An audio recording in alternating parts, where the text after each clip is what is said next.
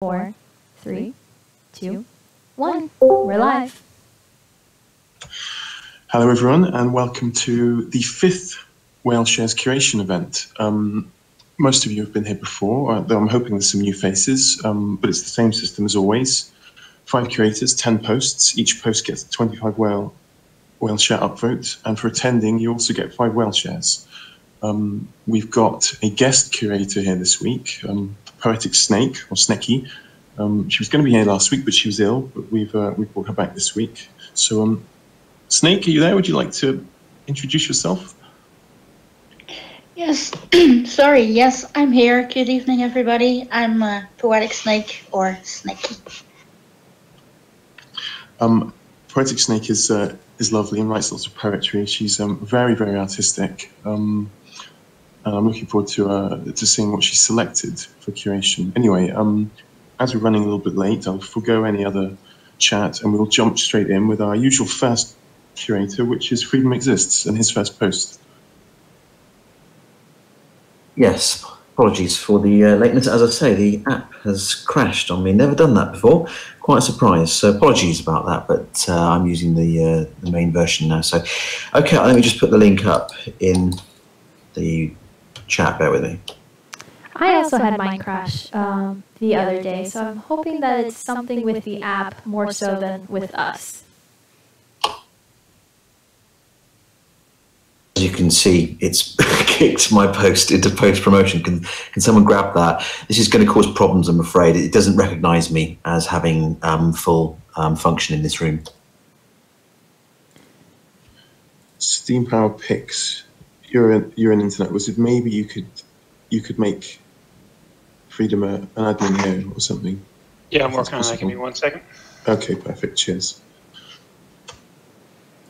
Well, anyway, I'll point out that since last week Cubby did so well with her DJ Chatterbox 1-minute challenge, we're going to do that again. So if anyone has a subject they'd like to hear Cubby talk about for a minute straight without pausing or hesitating or repeating herself or breathing, then message it to me. And if your subject is picked, you will get 10 whale shares.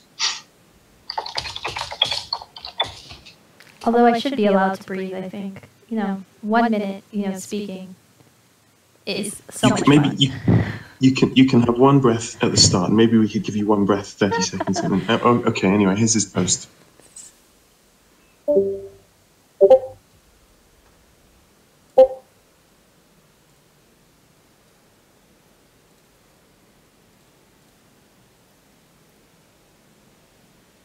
You there? So I don't see the post. There? Yeah, it's there. It's popped up. It's giving away my money to spread awareness of Steemit. Is that your post? Terrible.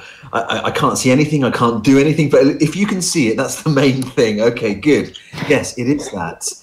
It's giving away my money to spread awareness of Steemit by Emil Cloudle. That's the post you can confirm you're looking at. Yep.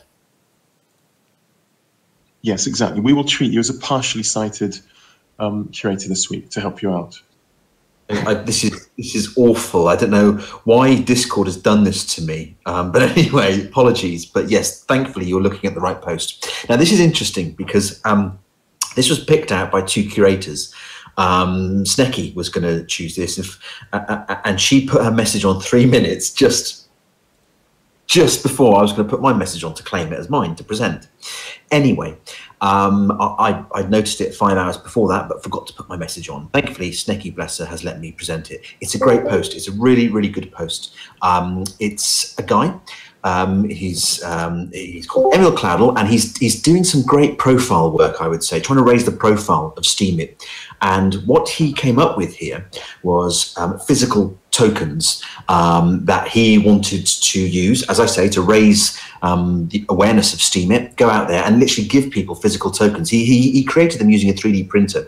And if you just look at that first image, I mean, they're really nice icons. Gosh, I really want to hold one. He's done a good job there. But what he also tried to do, though, and this is where it gets really interesting with this guy, he actually tried to give it some financial value, if you like. He wanted to give each token, a value of 1 SBD. And if you read through the post, you actually go into his thought processes and what he tried to achieve. Unfortunately, the practical realities of the situation meant he just couldn't do it. But I think there's a way around that. I think he could sort that out. I think other people might have some ideas there, because I think it's a fantastic brand awareness sort of project that he's working on here. It really is raising the awareness of Steemit, and those physical tokens, they look great, as well as the concept behind it, the ideology behind it. I think is fantastic. He even thinks they could be good Christmas gifts. I don't see why not. I think they're really good. In terms of the actual post itself, lots of pictures. He gives you some other tokens that he's worked on. You get a real insight into his working processes, and he's experimented with other tokens as well. The idea is great. The tokens are great. The presentation of the post is really nice. So it's a really great post, and I think he's doing some really good work for Steemit. So he deserves to be curated tonight. I love it. I love it. What a great idea. I haven't read it all yet. I've scanned it. Do we know how he tried to monetize those? Was there some sort of private key printed on those tokens? Well, this is it. This is what he wanted to try and do. He was going to set up a number of keys and give them out and somehow attach it to each token. But as he says in the post, he explains it in the post, when he tried implementing that, the reality is he would need to set up loads of keys. He'd then need to deposit the 1 SBD in each of those accounts. But then he didn't realize whether or not those accounts would actually be used. He had no way of controlling those keys, really, and then giving them out, I think he said. So it's a shame, because I still think there must be a way around that. But yeah, he does explain it in the post. Because you used to be able to, maybe you still can. I remember not that long ago, people were offering Bitcoins, and they were physical Bitcoins. And when you don't know anything about it, it's a nice way in to crypto for normies. But once you realize you need a public key and a private key, the only way I could see that working would be you'd have printed somewhere in a sort of unstealable way a private key that matches a public key, which is a wallet that your Bitcoin is in. So I guess it would be something like that. But with Steemit, you've got the complications of different accounts or where it's going to be stored. But what an initiative, what an effort to go to as well. And isn't it amazing to see how passionate some people are about pushing Steemit?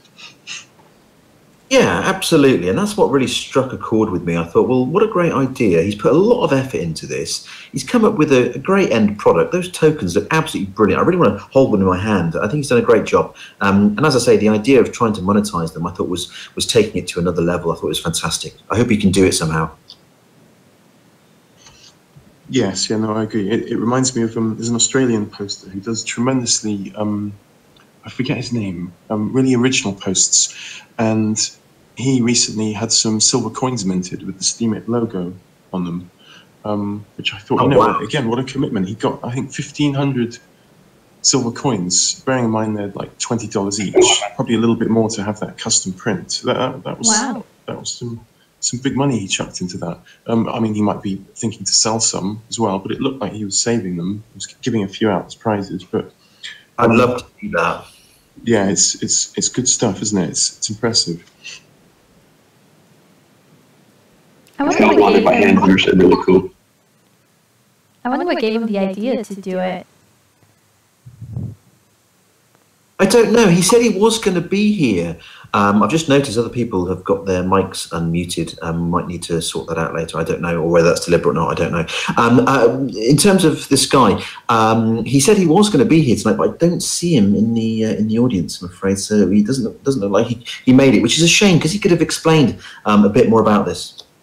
Or what his plans are in the future, because he did ask for feedback on the design and all of that, and I'm wondering how he would like us to go about doing that and what his plans are to progress it, if he needs like sponsorship or someone to kind of, with graphic design or some sort of 3D expertise to kind of help him with it. There's a few people on the platform that do 3D modeling that I'm sure could give him some pointers.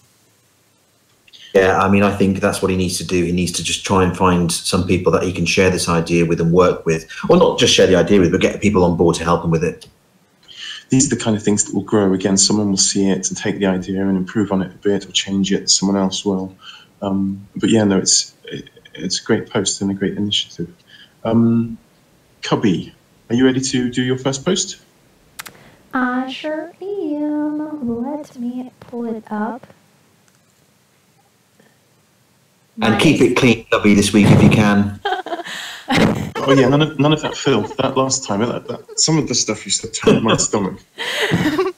I actually said that to my friend. I was like, oh my gosh, have you seen this science that's out there? And he's like, what are you doing reading nonsense like this? And I was like, all right, not you too. Like, let me walk you through my thought process. He's like, sure. All right, so this time I went with something a little bit more PG. And it's very simple and it's very short. But given the holiday season, it kind of stuck out to me because unfortunately I haven't been able to go out and see any of the lights that my city usually puts up in different parts of it. But he said he was just walking about and he saw these beautiful Christmas decoration. And the cool part about it is it's actually a game of some sort, if I remember the post correctly. I'm so sorry to interrupt you. Have you put the post up? I thought I did. Did I put it in the wrong room? Yeah, no, it's fine. It's up there. We can see it. We can see it. Don't worry, Freedom. In order for me to gauge, I need to look at it. So can you DM it to me, Cubby? I can, Freedom. You're a bit of a hot mess today, but that's okay. We're going to forgive you this one time. Here, I've spammed you with my link. But it's a picture of a Christmas tree, but it's all lights. And it's quite popular in the States to see decorations like this. I can only imagine what other countries do as well when decorating for the holidays.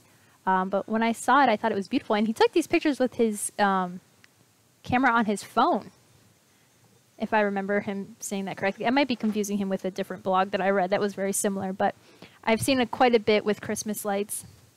And I was taken back and I was like, look how beautiful that is. Because it's so simple. It's nothing extravagant. You know, it's a total of 7 pictures. But it's, I don't know, it was beautiful to me. So I thought it was short and sweet and taken with such an insignificant type of camera. So I definitely went light this time with it. Compared to what I did last week. Don't judge me. Never. You're right, it is short and sweet, but also it's really nice, very pretty. I do like that tree. Very nice indeed. Yeah, it is a decent Christmas tree. Not bad. I think lots of these, you see decorations in Eastern Europe and these old cities, they're so ancient. And obviously they haven't had any destruction from bombing and things because of World War II. And they're absolutely beautiful. And you can see that in the background as well. Some of the buildings, hold on, let me see. I like the deer better though. I am a sucker for Christmas lights and I really love the pictures. Oh, good. I'm glad to know I'm not the only one that was awestruck by its beauty. I've just put my glasses on and seen that this is actually in front of a not that attractive building. So I jumped to a conclusion thinking it was Romania and I was incorrect. But anyway, I still stand by the fact that Eastern European cities are beautiful, but yes, okay, it's not quite as pretty, the buildings behind. But a great It is Romania. Yes, yeah, it makes the tree look even better though. And forgive me, I was confusing this with a different post. So it's not, the tree isn't actually a game itself. There was another post that I read where the lights interacted with people, so it was a game. So this one isn't that, but it's still nonetheless beautiful and around wherever this individual lives, which is Romania. Well, it's not normally my sort of thing, but as Kotarin says there, it is pretty. And do you know what? I'm really quite enjoying this post. I also like the fact that you've got all those little other trees. They're probably not so little, with ordinary lighting, but it really helps to highlight the central piece, which is fantastic. Mm-hmm. It's one of those pictures that when you look at it, it seems so simple, and the more time you spend looking at it, you notice details like the trees in the back have the regular Christmas lights, and then they have the animals, and they're both positioned the exact same way with like a big snowball in the middle of them. And then if you... It's not so simple, is it? No, and if you look, the tree actually, the pink lights on there are actually bows. And so it's a decorated tree, nonetheless, with a huge star at the top. And I like how he goes further away and takes another picture, and it kind of looks like the animals are walking around, kind of like in a farm or a manger.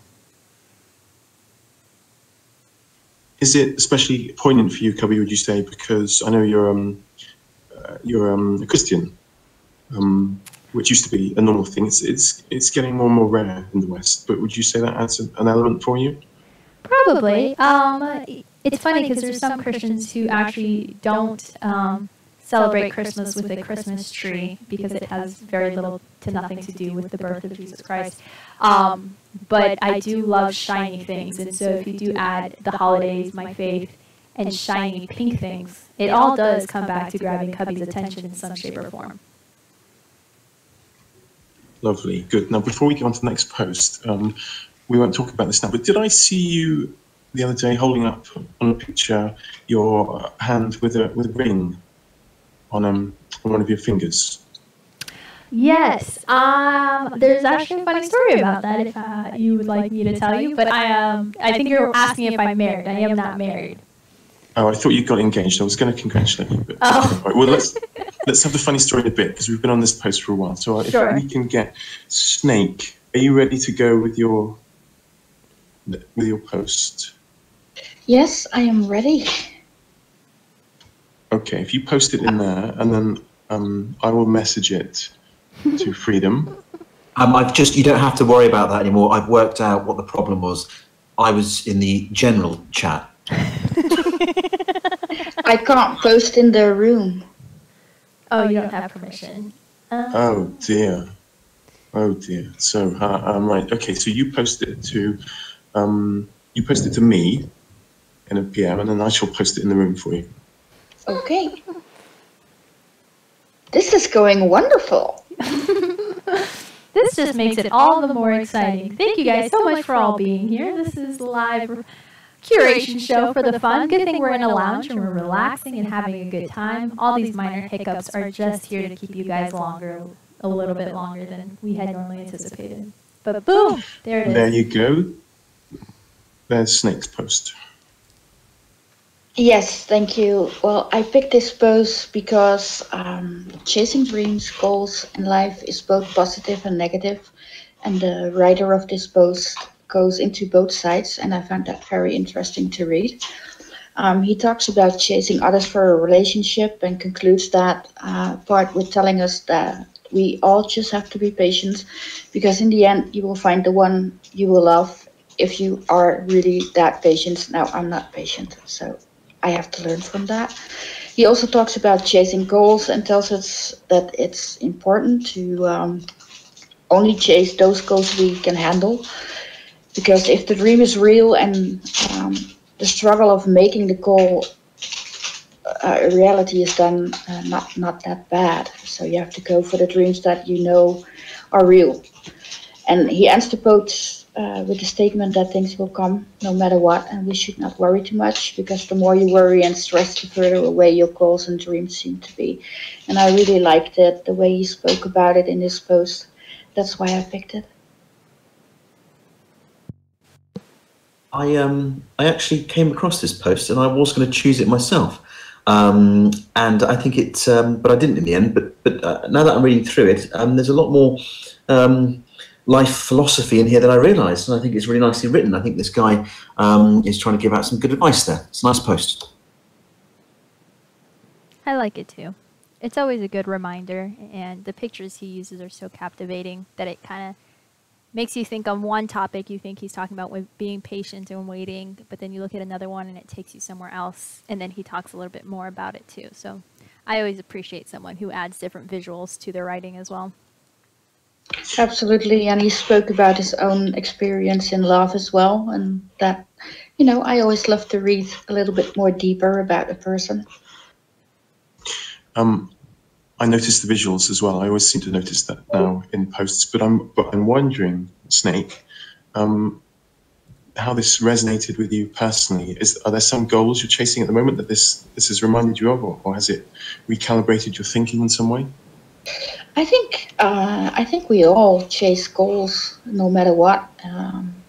Every day is a challenge, and that's how I see it. So yes, I'm chasing goals. I want to do new stuff with my art, and I'm chasing that dream. And so yeah, I think in a way that is the reason this post pulled me and attracted me. Sneki, does he explain what those two mugs are? Because they're really nice little, I don't know, are they metal mugs or something? No, sadly not, no. It's a shame, because they're really nice mugs. I like them. They look like something you would drink beer from, I think. That's what I was gonna say. Good for beer. Cotrin, do you want to go next with your post? Sure. I should point out here to everyone that Cotrin dresses as Tomb Raider for every show now, which I think is quite a treat to know that she's speaking dressed in that way. That's commitment. Wow. Yeah, this is my weekly sacrifice. You are so selfless. And she's agreed in future to dress as any character from video games that the audience would request. So please feel free to say. Anyway, sorry. Okay, this one is not from post-promotion, but Nick allowed me to still represent it because this is one of the people that I follow and they hardly ever make any money off of their post, but I feel like they should deserve more attention than they do. That's why he kindly let me show this to you guys. Yes, sorry, I bent the rules for this just because it was such an unrewarded thing, and Cotrin asked me, and I thought, okay, we can on this occasion bring someone in, and then maybe that will bring them into Whale Shares. So I thought it was a doable thing. Anyway, go ahead. You guys hear me? Okay. So, just a sec. I've just server muted Shives. Sorry about that, Shives. People are being muted because it's just the curators talking at the moment. We'll unmute everybody at the end.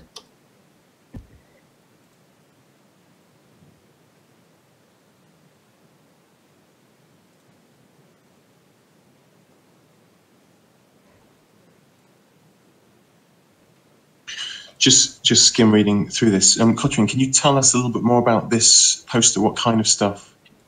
Yeah, that's what I was trying to do, but my computer started sending me alert sounds, and I got freaked out. I tell you what, it's Discord. It's up to all sorts this evening, I think. It's the aliens. Or it's the alien. Yeah. So this one is from this person who lives in Japan, and his name is David, and he's originally from the United States, from what I read on his blog. And he is super new to Steemit, as you can see on his blog. He just registered in September, and I've been following him for about a month, I'd say. So what he does, he makes great posts translating haikus, or does just posts about Japan, just posting pictures of Japan. I personally love haikus for how short and simple and thoughtful they are. That's why I thought that his posts need more attention. Anyways, this one is called To the Last Drop. You should notice how he posts the original verse in Japanese, then transcription into English, and then he translates the verse himself. Also, wow. Yeah, it's pretty cool. Also, he shares like his own experience of whatever is described in the poems. And like for me, it makes me think that like I'm a part of the poem too. Like, oh yeah, I know like what he's talking about. Oh yeah, like I poured tea before. So it's pretty nice. And I like how he tells us what kind of teapot exactly the poet is referring to and provides a photo of it. So it's a nice glance into Japanese culture, in my opinion. It's a nice, solidly put together post as well. You can see it's part of it's a number 56, but the whole thing is orderly and arranged nicely. There's a very good feel of professionalism about it. Yeah, it's you can't even tell that he's so new, but I love that he translates it for us as well. Even though he doesn't have to, I think he realizes most of his audience are not are mostly English speakers, so I always appreciate that. As you go down in the post, you get to this strange-looking teapot with two. Is it one spout and one handle? What is the significance of that teapot? Is it so you don't lose the leaves? He says that the original author of the poem refers to that teapot in the haiku, but he didn't include that in the translation. But he still pointed it out that in the original verse, it is this very teapot that they're talking about. And that teapot, oh, okay, so it's to help you not hurt your knuckles or something. Yeah, just so you can see what kind of teapot he's talking about.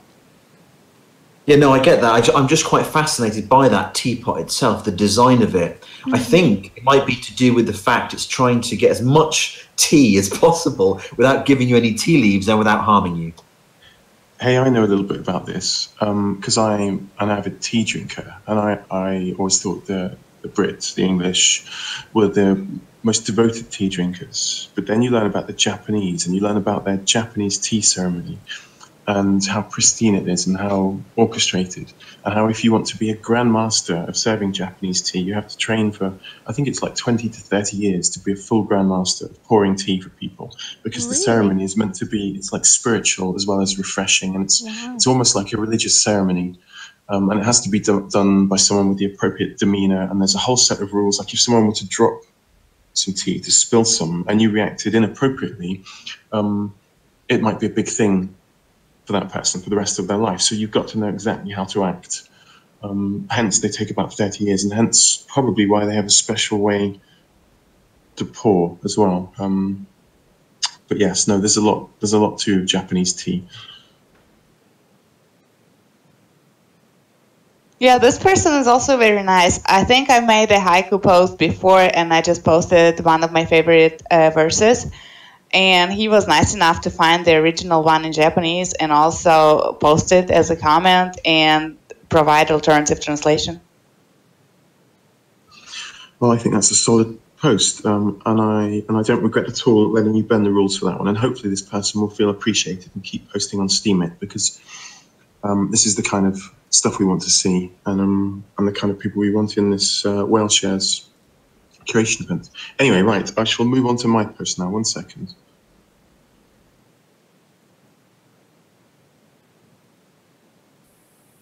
So I picked this one without realizing that this was the person I picked last week. This seems to happen to me, and it might be because I look at the post promotion at certain times and often see like the things that people have posted at a similar time. I might have patterns of checking that match. So apologies for that. But then I don't apologize for the post because I think it's good. This lady is from Venezuela, and she's written a story about a sort of futuristic dystopian existence. And she's written in English, and it's actually quite good English for a foreigner, for a non-native speaker. And hold on, I struggle with multiple windows, but I might be able to read some quotes out for you.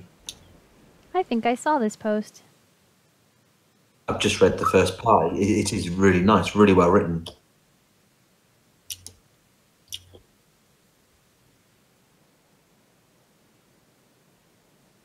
Right, hold on 1 second. I'm just going to read this out.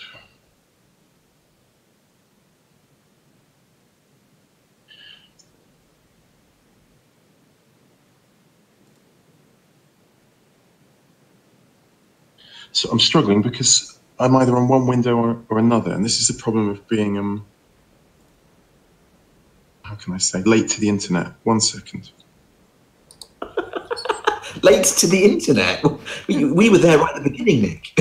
Yes, but I'm 40, I'm not 21, so I still have to think, oh, bloody multiple tabs, hold on.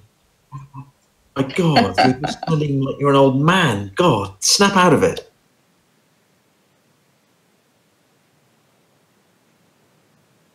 Shall I read it out for you, Nick? That's a good idea. I'm looking at it right now. It's a really nice, it is very well written. And that image, I think the bleakness of it, it's fantastic. Captures the essence of the story, I think. But very well written story. Right, I finally lined it up. Okay, here's a line I like. And remember, this is written by a lady who's Venezuelan. Eric felt a great nostalgia when he remembered the strong and rude man who taught him hard work and how to be a responsible man.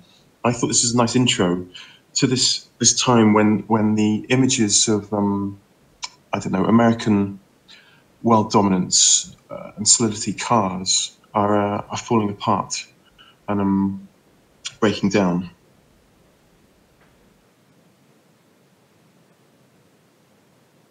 And the post goes on to talking about how people are getting ill, people are getting sick. Now I know that that how do I say his name? Nurendar. Can anyone pronounce that? I struggled last week with this as well. Somebody have a go at saying that poster's name. Naira Denada. Yes, perfect. That's exactly That what one. it. Yes. I can't say that. I can barely say your name, and you tell me every week. Mine's easy. I know, but I just struggle. Well, anyway, now I will ask: have you read this post yet? Have you managed to skim through it? Because I thought it was really nicely written, and I like to reward something written in English by someone who's foreign, and they've done a really solid effort here. I just read through it a little bit fast, but I feel like the words are drawing me in. It's written from emotion, and you can see that. You can feel it. And they're part of the workshop, so you know they had it edited by some pretty phenomenal writers. I guess also it's poignant. I must say this, Nick, that there's one paragraph which starts, "It had only been a week since hell broke out on Earth," and again, it just that one liner summarizes, in relation to that image, summarizes the dystopian nature of the piece. It is. You're right. I mean, for someone who's a non-native British or English speaker, that's a really well written piece, no doubt about it. Perhaps the most poignant thing for me is the fact that if you realize what's going on in Venezuela at the moment, things are collapsing. And so this is written by someone who's experiencing that in a different way, but she's expressed it in this fiction. But yeah, no, I think very well written. I like the picture that they used. It's just like a sign for the town, but it's actually reality, and everything looks gloomy and gray, and like just makes you feel sad for whoever lives there. Yeah, I mean, it might well be that events going on in Venezuela at the moment have kind of inspired her to write this story. It'd be interesting to see, is she not here now? Because it would be nice to get a bit more insight into why she wrote that story. It may well be what's going on in her country at the moment, the events that are unfolding there. And clearly, this is not about what's going on in her country, but there are definitely parallels perhaps there. Yeah, she's not here this week. I don't think she tried to come last week. I don't think her internet is particularly good. I can't believe she's only made 75 cents on this post. Yeah, well, it deserves a lot more than that. It seems harsh, doesn't it? Luckily, it's going to get some nice whale shares, so that's good. Right, okay, we're halfway through. Hold on. In that case, it's time for... Oh, boy. Elizabeth, this is DJ Chatbox Challenge. Hold on. Oh, lush, what's Cubby got to do this week? I don't know. Feel bad for me. I do. I feel nervous for you. I've got a choice of two, and let me. Should we put it to a vote among the curators of what we should talk about? Give us the two topics then. Talk about crypto kitties. It can either be bubbles or wombats. Either be what? Bubbles or wombats. Bowls or wombats? Bubbles. Bubbles. Bolts. Bulls. Right, so, Freedom, what do you vote for? Those are the two topics someone gave you? We need more. Well, I did get another one that was a little bit indecent, but No. I'm a gentleman, so I'm not going to say it. So, Freedom, which do you vote for? Bubbles or wombats? Bubbles. I think I'm going to go for Bubbles. Katrin? Yeah, I'll go with Bubbles too. Okay. So it's at least a draw. Snake, do you concur with this, Bubbles? I like wombats, but Bubbles. Yeah, okay. Bubbles is good. We haven't got enough to break it unless I gave the customer. Okay, Cubby, you've got 1 minute to talk about Bubbles, starting whenever you're ready. Okay, hold on. Let me get my clock up here. All right. And I will put it on Twitch. So I'll start in... Oh, no, I broke it. All right. All right, I have the clock up. Let me just... Shall I count you in? Yes. Give me Okay. 5 seconds now. Okay, talking about Bubbles. 5, 4, 3, 2, 1, go. Okay, so today's Chatterbox is about bubbles, which are so round and shiny. Regardless of where you find them, they are always round and shiny, which are two of my very favorite things, is shiny and roundness. Now, you may be wondering, why would Cubby love something round? That makes no sense. Well, my friend, round is the world, and around we go, and sometimes that's how my mind goes, especially when I start talking. I just go on and ramblings, and I don't know where I'm going, but I find myself circling back around. You see what I did there? I made a circle. And getting back to my point, just like a shiny bubble. It's loud, it's sparkly, it gives you a point, it makes some sense along the way. Sometimes it doesn't, sometimes it does, but it's just so much fun to play with. And sometimes you'll get someone who pokes it and explodes and ruins my fun. I did it. That was it, that's my time. Really? Wasn't a Cubby, minute. that was 45 seconds. That was a very poor effort. I lost it. Oh, you know what it was? It's because I started 10 seconds late, and so when the timer went up, I thought it was over, but I forgot that I started late. Okay, well, we're going to give you marks out of 10 for that. Bearing in mind it was supposed to be a minute. Freedom, what would you give? Because you started off really well. I thought you were going to take that to epic lengths. I'm disappointed in myself. I think we need a starter or a clock or something, so that way I don't lose track, and we need to start on the hour. We're going to do the stopwatch sound, won't we? We'll have to see if there's anyone who knows how to make an ominous ticking sound. Well, no, what I'll do next time, Nick, I will just count in the background like this. 1, 2, 3. Well, Cubby does a little speak. Or you can just give me a countdown, like 15 seconds to go. 5 seconds. Yes, okay, we'll do that. That's good. Well, anyway, marks out of 10. I'm Freedom. still going to give her a 7 because that was all right. Thank you. Okay. Nick is so mean. All right, I'm going to downgrade that to 6 then. Yeah, seriously. Katrin, can you hear me? Are you there? Yes, I'm here. Can you give Cubby a mark out of 10 for her pitiful effort there? Nick, come on now. You're supposed to be unbiased. That's harsh. I'm gonna give her 8 this time because she was not supposed to stumble, and she did. Okay, all right. So I think hard. everyone's being very generous here. Snake, come on. Okay, I am going to go with an 8 as well.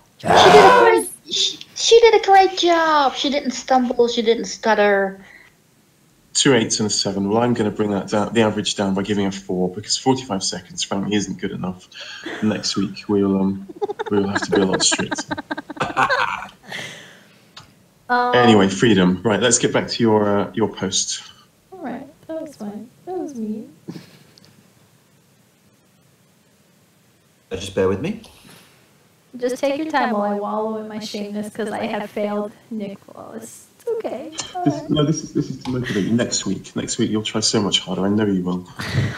Okay, so there is this is a post awful actually. I'm not a big technology fan. I don't associate with any brands really. I obviously got a computer, mobile phone, but I'm not really massive Apple fan, to be honest with you. But nonetheless, clearly Apple is a huge company that has produced a lot of interesting products over the years. Now, what I liked about this is it gives us a nice snapshot of what Apple did with their iPod product, which they launched in 2001. If you look at that image, the first one they launched, it's just mad to think how chunky it was. I can't remember it being that big, but that's a big iPod. But that's the first one it ever launched. And this guy has done his homework, Ferry One. And he gives us a nice historical account, really, of the iPod. And he does it in a nice, concise way, takes you to the points straight away. And he then brings us up to where we are now in 2017. In actual fact, Apple have now discontinued the iPod Shuffle and the iPod Nano. Yeah, and they've got rid of the iPod Nano. They got rid of it a few months ago. They're not producing it anymore because everything's really moved over to smartphones. There's kind of no need for a separate MP3 device, you know. So they're moving all over they're switching everything over to smartphones. And you know, this is Apple obviously trying to keep up with the game. Clearly, they are always keeping up with the game, often ahead of the game. It's Apple, you know. They're a trendsetter amongst other things. So. As I say, this isn't normally my kind of thing, but that's the great thing about Steemit. You come across posts that just captivate you, and there's an interest there, and you think, yeah, this is a good piece of work. And this guy's done a great piece of work there. He's given us a nice historical overview with iPods, and he's brought us up to where we are now in 2017. And you can see the development, quite a difference from 2001. So nice little interesting post there about Apple. I'm sure it'll appeal to a lot of Apple fans out there.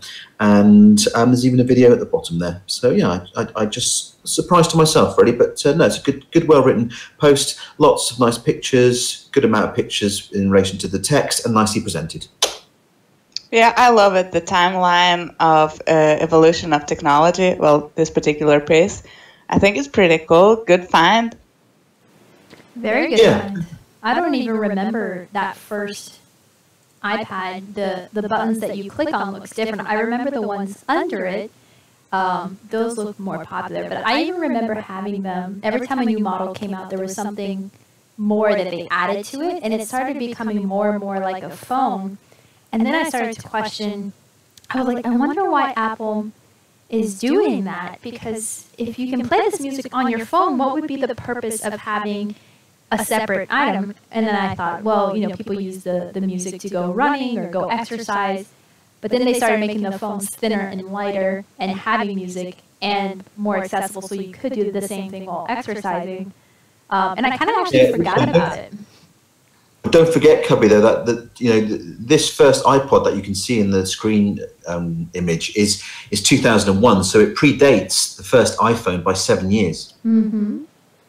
Also, phones do much more than just play music if you use it as a player, and they just communicate with towers and just do a lot of stuff in the background, and having a player would increase the time you can listen to music.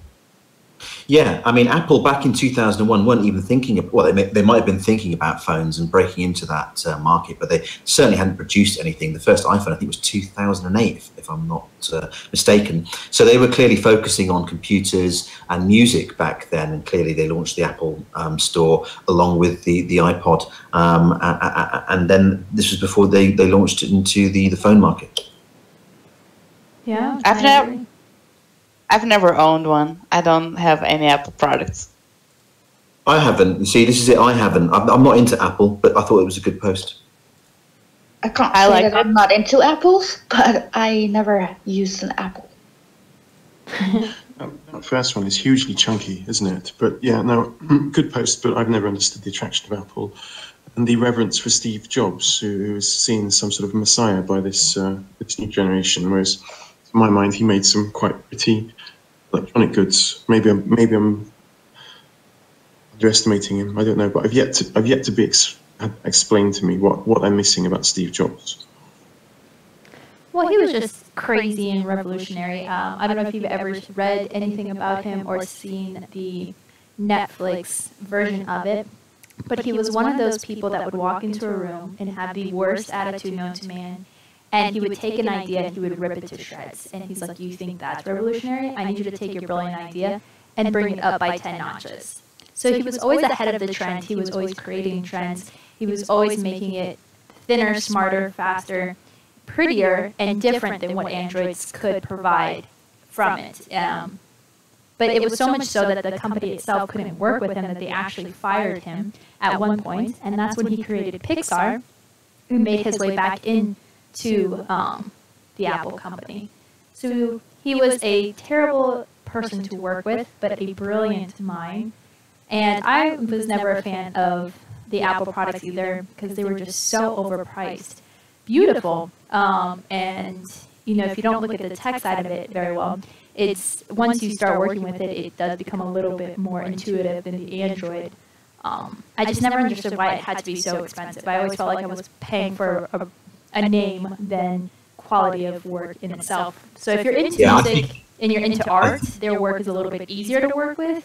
But I was just going to say, I think you're absolutely right. Apple products, in my mind, have always been massively overpriced, and even now they are massively overpriced. Oh, There is no need for Apple to charge the amount of money they do for their products. Bearing in mind how wealthy that company is, there is just no need for it. Mm-hmm. Yeah, especially having everything made in China, so the costs are probably not as high, but they're still marketing in the States and like in UK and other countries and make people pay a lot. Absolutely.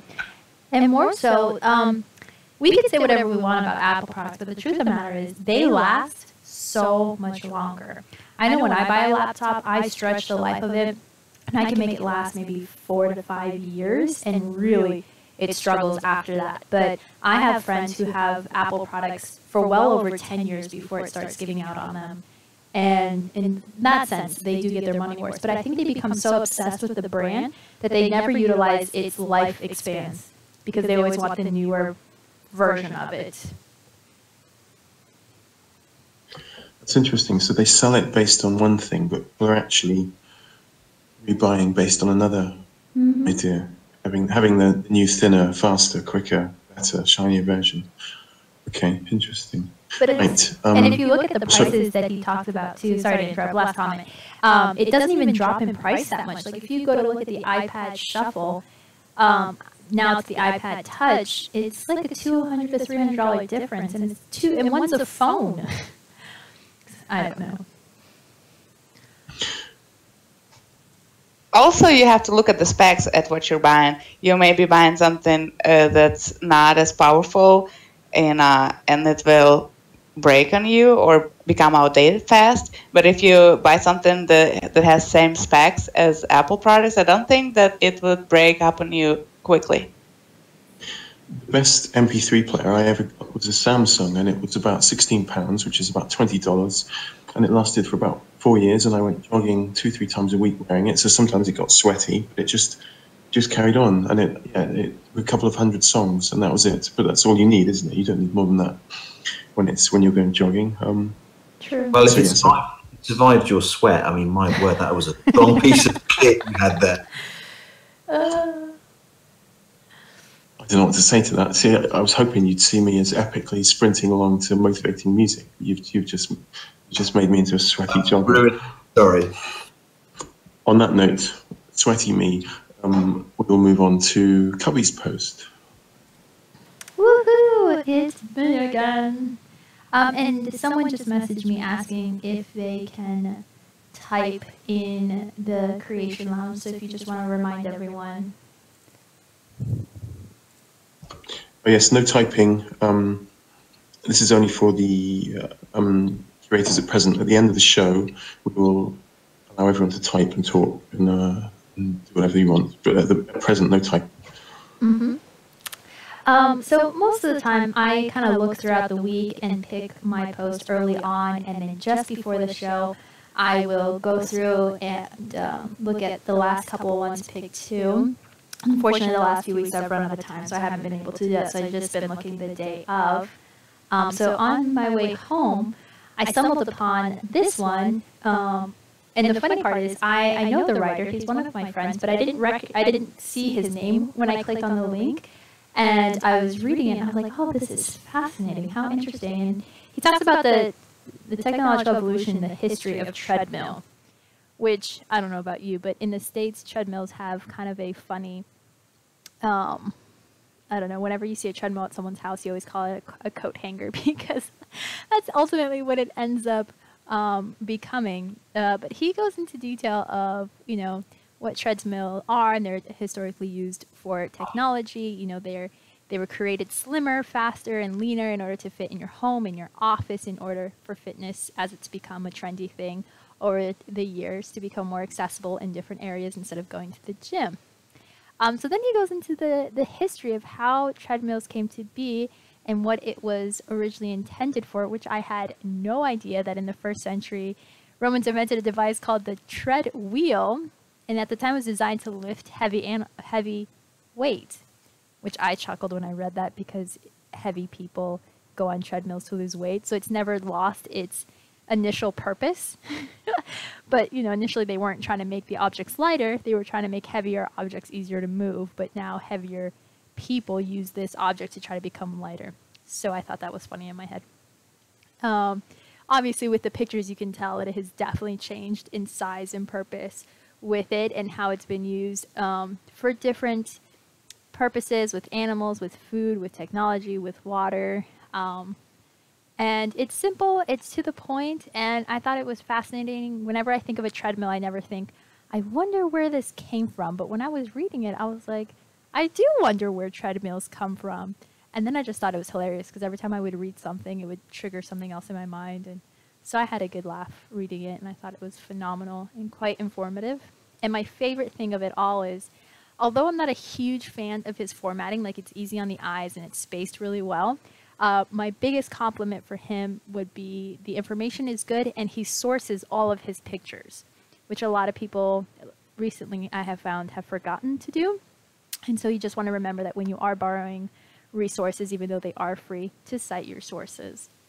So good job, and thank you for being here today. I am a huge fan of your Technology and Science post, and I don't always get a chance to read them, but I'm glad you posted it on the Whale Shares post promotion so that I was able to catch it and read it to the team today. Are you a fitness freak, Kobe? Are you asking him or I?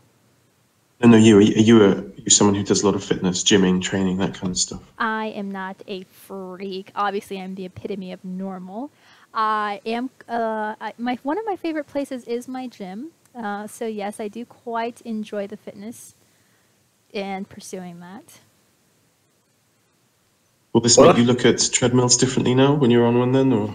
Yeah, I'm going to chuckle every time because I'm going to think of this article and think how it was originally used to lift heavy weights. Hey, as you go through this post towards the bottom, quite an interesting fact there that as part of the evolution of the treadmill, around about 1900 or 1889.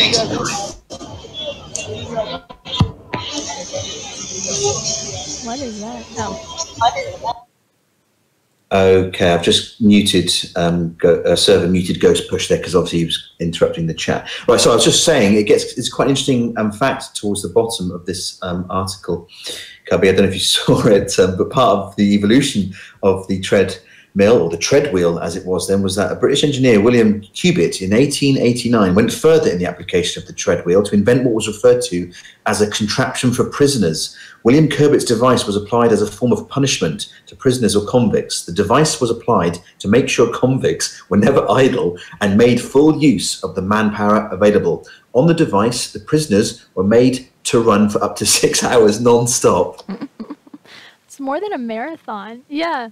No, I did. I wasn't going to bring it up because it wasn't like the happiest things. But yeah, I think it's not the happiest, no. It's quite but I think it's a great idea. I think they should still do that today. I mean, an idle mind is a dangerous mind. And so keeping people fit and healthy, and I don't know if you should make them run for 6 hours nonstop. But then again, I don't know. In prison, maybe. Yeah.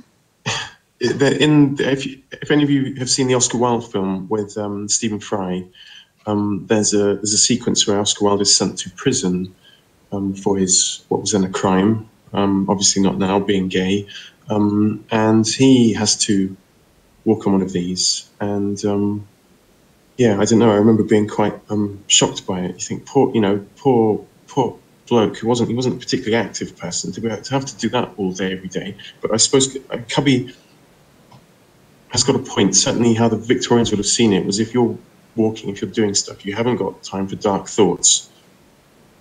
Exactly. You're trying to, make sure you don't die from trying to keep breath and moving. And if you trip on one of those things, it would hurt a lot. And I hope by making them run 6 hours around, it generated energy, so it actually served a greater purpose of keeping the prison lights on. versus just being for torture, because, you know, it should be useful and not just inhumane. Like, I don't know, but maybe that's Yeah, I mean, you want to get your most as you can out of your prisoners, don't you? exactly. What about if they used it to run crypto mining software that you then got access to? You then got access to the crypto you'd earn, so you had an incentive to do as many hours you could each day. Once you were released, you got all your crypto that was saved up. Well, we don't want them to come to prison and leave wealthy. We want them to be, you know, prepared to go back into society. So we don't want them leaving with like 300 bitcoins and they're billionaires. You know, I don't know how good that would be. Anyway, we just want to make them slaves and profit from them. Yeah, they're there to learn their lessons, kind of like time out. Otherwise, you're going to get people wanting to go to prison. Exactly. But I think that's a topic for a whole other day. We should let them. Okay. This could be a new post, couldn't it? How to create crypto mining treadmill centers. Maybe there's a business plan there. Anyway, let's move on. Snakey, I think you're next. Are you there? Are you ready with your post? I am ready. Should I send it to you again? You could try and post it here. You might have been given the ability to post it. Okay, in that case, send it to me. I have a treadmill and my cats sleep on it whenever I use it. Okay, so it's not just in the U.S. Very good. I live in the U.S. right now, though. Oh. Did you say your cats sleep on it? Yep, they just sleep on it because we never use it, so whatever. But when you're asleep on it, do you ever turn it on? Oh, it's off. They are scared of it, then it's on, but then it's off, which is most of the time, all the time, they just sleep on it. Snake, can you see your post? I put it up there. Yes, I can see it. Well, of course, I like art, so I went into post-promotion to find a post about art. And I saw this one, the eye was drawing me in, so I just had to open to see more. I liked it especially because he is drawing on black paper, and for most that might seem very hard, and they won't try it. But as you can see, it can be really, really amazing if you draw on, excuse me, on black paper with white charcoal. And he showed all the progress pictures as well, and that is what I really love in posts about art, so that you can see the progress from the beginning till the end. And he also made a wonderful GIF, I don't know how to say that in English, at the end, where you can see it almost as a little movie from beginning to the end. I love these kinds of posts. The eye is really well drawn, but the thing that really is special for me is the reflection. It makes it so much more real. That little bit of I don't know, is it a window or something? Something is reflected in that eye, and it gives it a whole different dimension. Yeah, I think the fact that this guy has chosen the technique to draw on black paper with white chalk. In fact, I've very rarely seen that. I think that's a really original approach to take. It's great to see it. Yeah, that's what I liked about it too. I think there is a name for this technique. Then you use black paper instead of white, but I forgot its name. I really like that too. He's done an amazing job there. Yeah, absolutely. Drawing eyes is not that easy, and with the reflection and stuff, you bring an eye really to life. It seems very hard, but if you know the tricks, you can do it. I've got a slightly off-the-wall question for my curators here, which I was thinking of last night. Something I've noticed. Over the years, my eyes have changed colour a little bit. When I was young, they were mostly brown. And as I've got older, they've got greener. Now, my mum has got green eyes. But I've also noticed first thing in the morning, my eyes are mostly brown with bits of green. And if I stay up quite late, like you have to for a show like this, if it's 2 or 3 in the morning, I go to bed and I look in the mirror just before bed, my eyes are pretty much all green.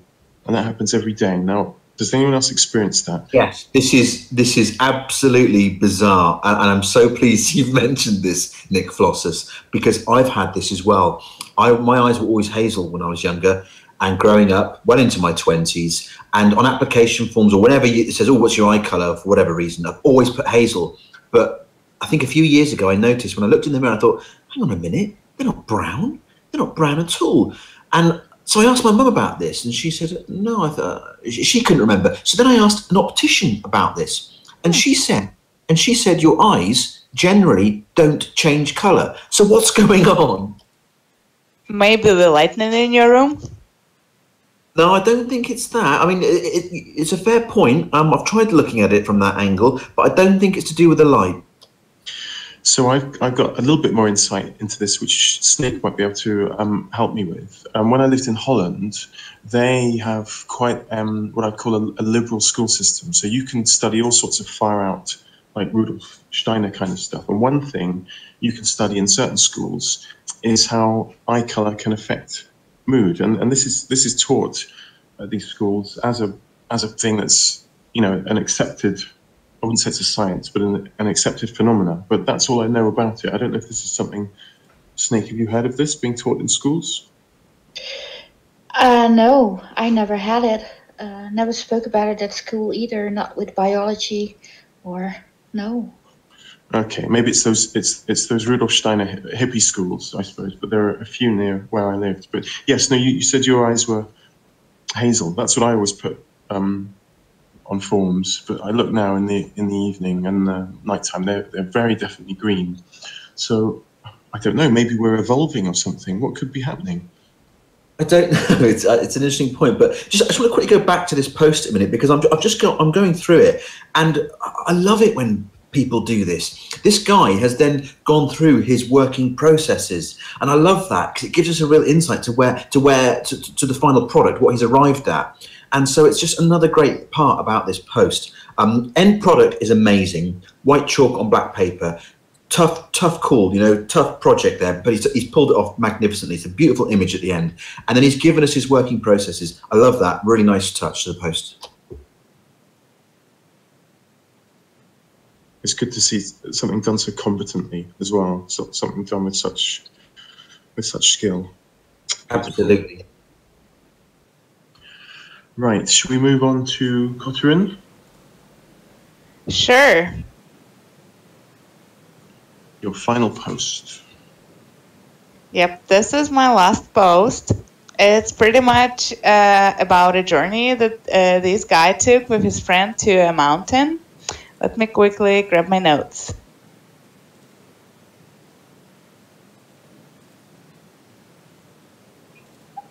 Okay, so this one, I just saw those pictures of the snow and they were so beautiful. I couldn't just like walk away from this post, and I was like, okay, this is what I'm going to be presenting tonight. So the person's name is Shakazula, I guess that's what you would say. And he has been on Steemit since June. Well, it's a decent amount of time to get to know the community, but it doesn't seem like he got a lot of following, and his posts still don't get as much attention as they should. So mainly he posts about what he does outdoors and about finger drumming. I guess it's just like the type of electronic music that he does. I listened to one of his videos. It sounded pretty cool. Anyways. This one is about him going to the Alps with his friend and to the Mount Smerkovec in particular. I looked this up, and apparently this mount it's located in Slovenia. There is not much text in the post, but he provides a lot of amazing photos, and you can see how beautiful the cold winter forest is and all those pine trees covered with snow. It's just like gorgeous. I think all of those pictures compensate for for him not saying much about the post, or what he did there. There's also a video at the very bottom of the post of him and his friend snowboarding down the mountain. Looks like they had a lot of fun. Yeah, nice adventure post. I'm so pleased you didn't walk away from this post, because I don't care if there isn't much writing, because the pictures totally make up for it. There's such nice pictures. Wherever they are, it looks very magical. Does it make you nostalgic for a Russian winter? The thing is that the part of Russia that I'm from is actually very warm, and if we do get snow, it usually melts right away. So we don't really have snowy trees like that there. And it's like the place I'm from called Crimea, and it's a peninsula, so it's surrounded by both seas, the Azov Sea and the Black Sea from both sides, and it's just like a warm part of Russia. Okay, yes, no, I know Crimea. No, this is lovely. I'm just skimming through some of these pictures, having a look. They're beautiful. Does he mention how he takes his pictures? What kind of camera he's using? He didn't say anything in his post, but if I were to guess, he probably used maybe his phone or his GoPro. I don't know what exactly he used, but based on the video that like they were recording each other, I think it's a GoPro. What else could he use? That's awesome. Yeah, those pine trees, they're just majestical. Yeah, it is very special. Has anyone got snow where they are now?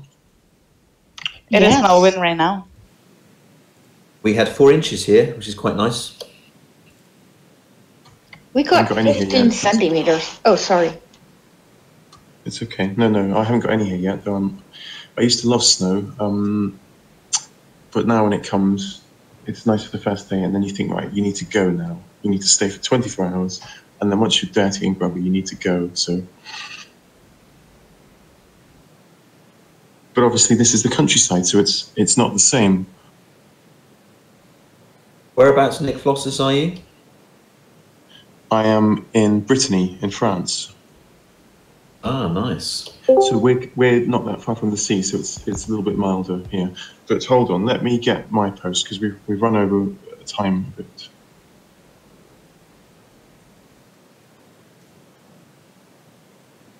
Right, this one's a nice one to finish off with, I think. And oh, bear in mind, I need your OpenLedger addresses if you want your 5 free whale shares. And if you need help with OpenLedger, either how to use it or how to set it up, let me know, and I'll try and walk you through the steps.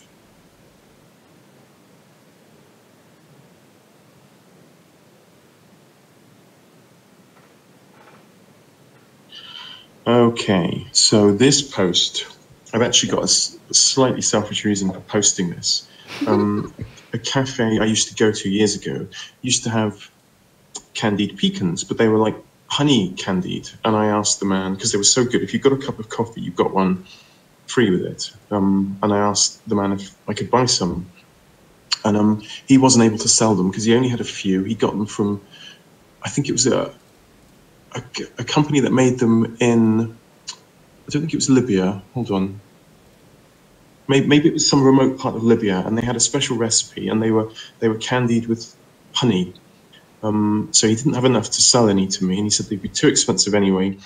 And basically, there was no way for me to get these candied pecans. Well, I've looked for them ever since. I've never found them. I've searched on the internet for pecans preserved with sort of crystallized honey. And whilst this isn't exactly right, it's the closest I've come to it. So I thought, yeah, this is definitely getting picked. And it's a new Steamian who's done the post, but he's got a profile already on YouTube and things. So he's someone who's moved across onto the Steemit platform, which I think is a good thing. Also he's a vegetarian, which I'm not, but I sometimes think I would like to be. So I sometimes do, vegan in fact. I do sympathize with veganism and would like to move towards it as I grow older. So yeah, and they look fantastic, I think. And often with cookery posts, you think it looks nice and you think, yeah, maybe I'll make that, but you won't. But I will definitely, I promise you, I'll definitely be making some of these. I would eat those, definitely. I'm surprised they're so rare. I think this maybe normal ones are not, but these ones I had before were candied with honey, and they had some special process, and no one could recreate it, as far as I could ascertain.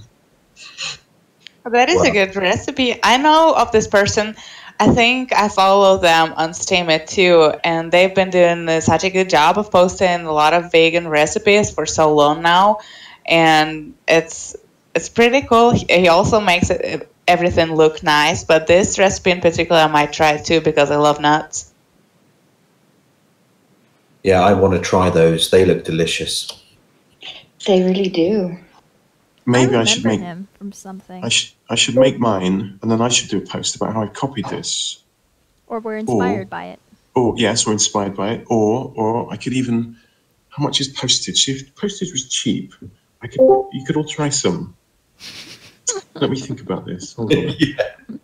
Maybe I will crowdfund for postage to send some of my Steemit inspired pecans that I make to the judges, something like that. That would be a nice project. Yes. It would be, and the fact that they're vegan as well, I think, gives them even more appeal.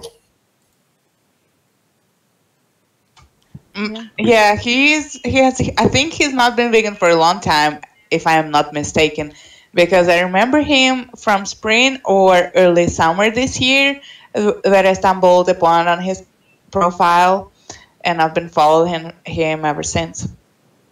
According to his profile, he's been a vegan for 2 years, a vegetarian for 10, and you're correct, he is a YouTuber, a food blogger, an inspiring cookbook author, and he has 400,000 social media fans. So it's amazing that we have him on here, and I feel like I've seen some of his other posts as well. I do follow him, so that would make sense why I have seen others. But So I hope he brings more people over. Across the social media world, he's a fairly big fish. So maybe it's a bit of a coup, a bit of a catch to have got him in Welsh. As hopefully we can get him to give us some more attention. Maybe make an appearance in here. Anyway, I think that's it. I think that's all of our posts. So let me remind you again, Open Ledger addresses, please send them and you'll get 5 free Welsh shares if you were here for the whole show. And obviously I can help you with an Open Ledger address. What we'll do now is take the microphones off and you can all abuse us, shout at us, get annoyed that we didn't pick your posts, or we can discuss things. I'd love to talk to vegans, if there is any in here, about ways to move towards it, because I think it would be a healthy thing. But, Is it okay if we end the recording for the night? Oh yes, sorry, Cubby. Yes, no. Okay, so we all need to say goodbye, don't we? Should we go through saying goodbye in order of which order, in the running order we had earlier? Okay, well, it's been fun again. See you all soon. Bye. Am I next? You're next, Cubby. I'm Cubby Elizabeth. Thanks all for having us, and we'll see you next week. Catherine? See you guys next week. It's been fun. Can't wait to do it again. Sneaky? Was wonderful to be here. Thank you for having me. And I'm Nick Fossis, your host, and I look forward to seeing you next week, hopefully. Hope you enjoyed this, and hang around if you'd like to chat with us. Okay, goodbye.